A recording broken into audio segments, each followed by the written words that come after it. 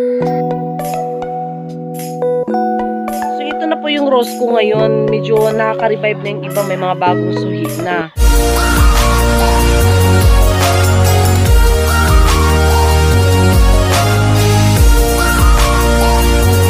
Para sa lahat, may adlaw sa tanan, ug maradyaw na adlaw sa ijo na horot mga kainday. So ngayon kaga-aga kagigising ko lang, wala pang hilamos.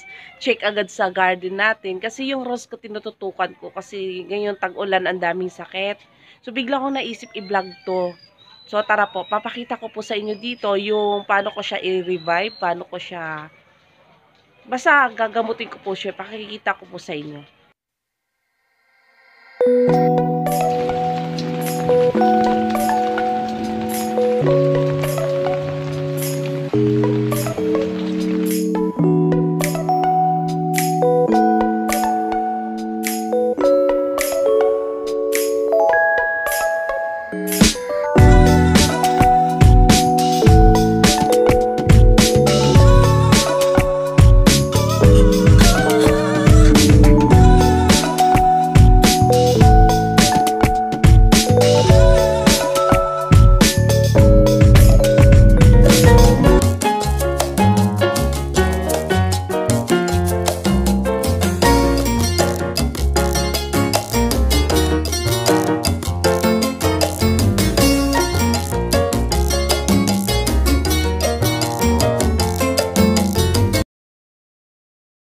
So, ito yung rose na inaalagaan ko, tinututukan ko ngayon, mga kaidig, mga kadudong.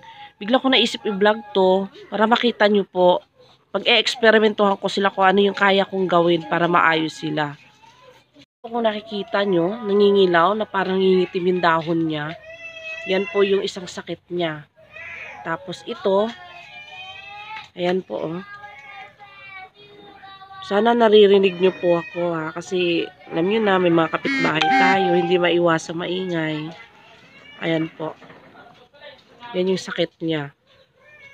Naman po nakalbo na. Kasi tinanggal ko na yung dahon niya. Kasi ang lambot po ng dahon na aalis kusa. Tulad dito po oh. Ito ikakat ko to. Aalisin ko to. Ito. Ayan po. Kita nyo na aalis yung dahon. Kasi lumalambot yung dahon. Buti nga po, na-revive ko. Umusli yung ano niya. Mga bulaklak. Kasi nung una, yung bulaklak po, namamatay. Ayan po, kita nyo, wala ng dahon. Kalbo na. Kasi yung mga rose ko na medyo maselan. Ayan po, kita nyo yung mga dahon. Ayan, ito rin naglalaglagan na. Oh. Ayan, may paa pa nga. Ayan. May paa pa nga. Ayan po. At dito kasi siya sa shaded area. Wow. Katugtog sila sa Catherine. Shaded area ka pa dyan. Ayan po. So, ang gagawin ko, lalagyan po natin siya ng fertilizer. Ganun po yung alaga ginagawa ko. Hindi ko po pinakita nung una, pero ito po yan. Oh. Ayan. Tumigas pa nga. Ito po. Yan po, tae po ng bulati yan. Vermicast po yan. Kasi ang rose po matakaw sa fertilizer. Nakikita niyo yung bulaklak niya. Ayan. Ito po kasi ito. Ayan po, nangingitim po yan. Tapos tikom, ayaw bumuklat halos. So, ang ginawa ko, nag-spray po ako ng 7. Yun lang po yung synthetic na ginagamit ko sa halaman ko. Kasi pwede siya sa ornamental, pwede siya sa gulay. Yan po. Ayan, nangingitim yung dahon. Pero pinagsalamat ko, nakapagbuklat na. Ito na lang po yung mga natira sa rose ko. Hindi ko kasi naasikaso talaga eh. Katulad nito. Itong rose na to, parang, ay nabali yan po. Yan po naging problema. Alay ko, ang likot ng aso ko. Ano ba yan? Ayan po. Yan po yung bulaklak niya. Bulaklak niya parang carnation. Kung napapansin nyo po. Ang bilis matanggal yung tangkay ng bulaklak. Ayan po. Tingin ko hindi lang rose ko po may problema ngayon na tag-ulan. Kasi kahapon pumasyal, first time ko pong gumala ng tindahan ng halamanan po. Nakita ko yung mga rose nila, wala rin mga bulaklak. Ito rin yung problema. So, sa napapansin ko lang po i-correct nyo lang ako. Pag tag-ulan yung rose natin, ang daming sakit. Kailangan taga ng extra na alaga. Ayan yan. So, pakita ko ni mga alaga ko kung saan ako, andun rin sila. Ayan po. Walang dahon. So mga kaintay umaraw, mga kadudong dyan. So ang gagawin ko muna, paarawan ko sila. Tapos mamaya may gagawin ako.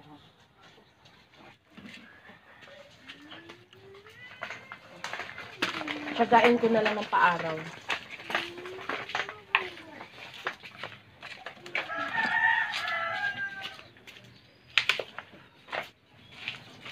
Ito real life to. Yung pinagdadaanan ko.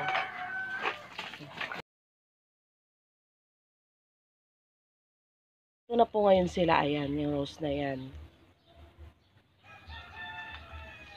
May lagpas buwan na po to. Hindi ko po kasi na-record nung ginawa ko yun. Ayan na po sila. May mga usli na. Wala niyan. Ayan na po siya. Ito isa, yan. Medyo nagkaroon na siya ng bulaklak. Kalbo-kalbo yan noon. Ayan na siya. So, gagawin natin, linisin lang natin, alisin natin yung mga patay. Pruning po. Dito po may apply yung pruning natin.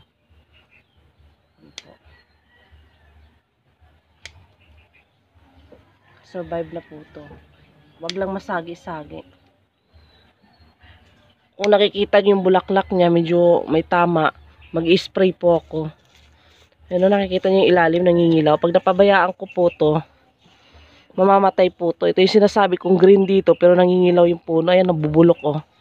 Kailangan ko to agapan. Kailangan natin ng ano, fungicide. Fungicide, tama ba?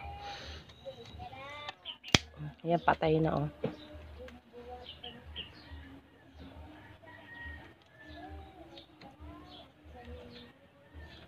Patay na rin to. Oh, tigas na. Bulok na yung kalahati nito.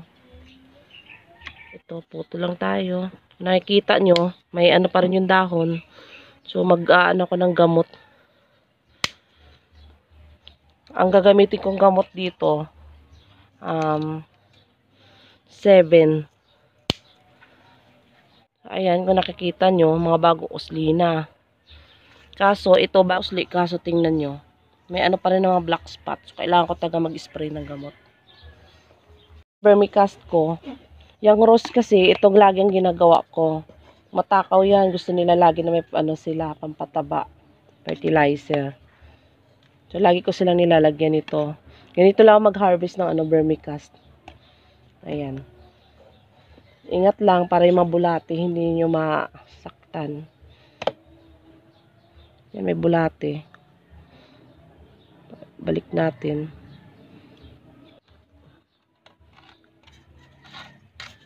Yan, halo-halo ko lang ng ganyan yan. Ganito po lagi ginagawa ko. Di ko po alam sa iba kung paano ginagawa nila.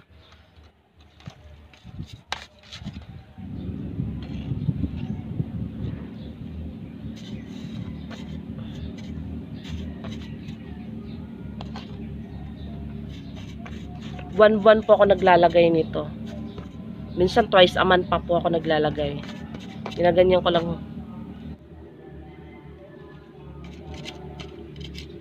Nahalo ko lang sa lupa niya.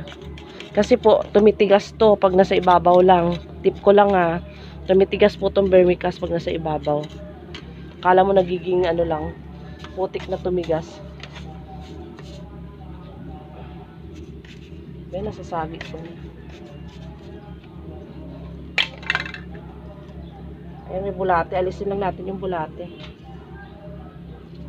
Ayan. Sasagi ko kasi, niiwasan ko masagi sana eh. Nung una po, akala ko mamamatay talaga tong mga to. Naisip ko lang kuna ng video. Kasi kung mabuhay, naka-record po yung ginagawa ko sa kanila. I-share ko po sa inyo. Kasi first time po nangyari to sa mga rose ko. Naglagasan, nangitim, nangilaw. So, ayan po. Nag-survive po sila. So, may i-share ako sa inyo. Okay na po. Ano po update niya? Ang nangyari po kasi dito, nakalbo po talaga to lahat. Wala po mga ano, dahon. Puro tangkay lang. Kaya akala ko yung iba bibigay. So, inano ko po to, sinimulan ko siyang linisin noong October 27. Ngayon, December 9 na. So, ngayon, meron na tayong 43 days. Hindi ko lang po na videohan to ng mamulaklak, pero tangkay lang po yan. Wala na yung mga dahon na yan. Para katulad nito, ganyan pong nangyari sa kanya. Yan o, parang nabubulok yung ibabaw. So, ang gagawin dyan, kailangan po yan i-cutting. Ikakat ko po yan. Nahihirapan lang po kasi ako yung may hawak ng camera. So, mamaya ko na ikakat yan. So, 43 days. Ayan po ang nangyari. May bagong usli. Kaso, yung mga dahon. So, mag-i-spray ulit ako ng nasabi ko sa inyo, 7. Po akong salary nasa likod ng dahon. Ayan o. Meron siyang higad. So, kailangan ko na mag-spray. Higad po. Ayan o. Ang dahon niya, ayan o. Ayan. Hindi pa rin yung black spot niya. So, gaya ng sinabi ko sa pag-alaga nito, yung mga dahon na tinanggal nyo, hanggat maaari ilayo nyo.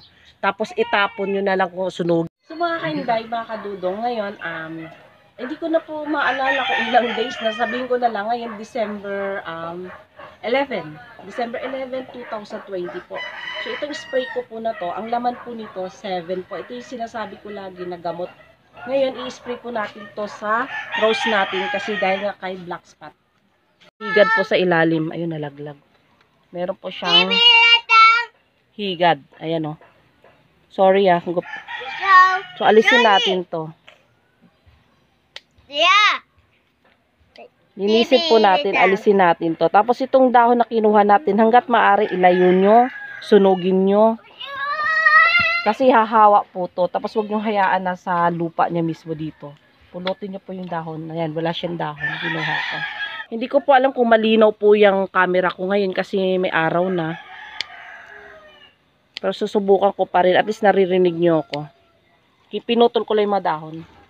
So, ayan. Spray lang po natin.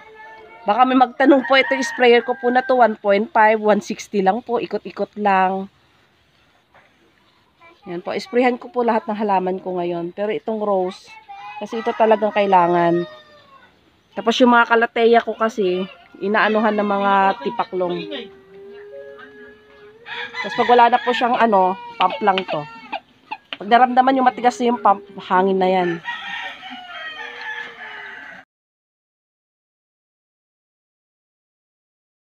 Wala napapansin, lumulukot yung dahon ng lemon ko. Hindi ko kasi siya naaasikaso.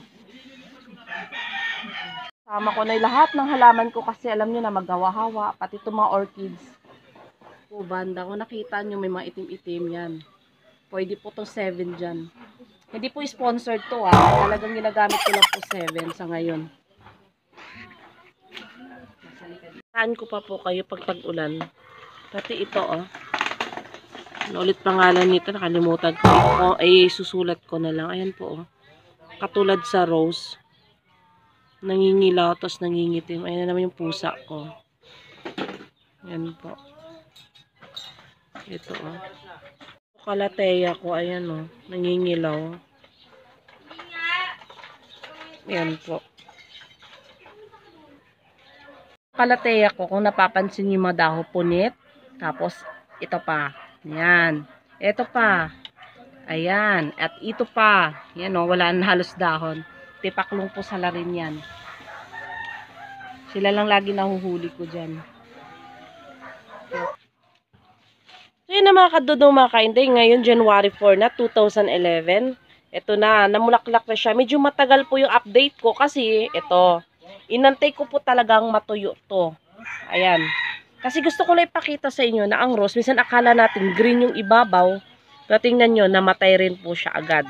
So, ito, sinugal ko na tong rose na to para lang maipakita ko sa inyo na ano yung magiging posibilidad po.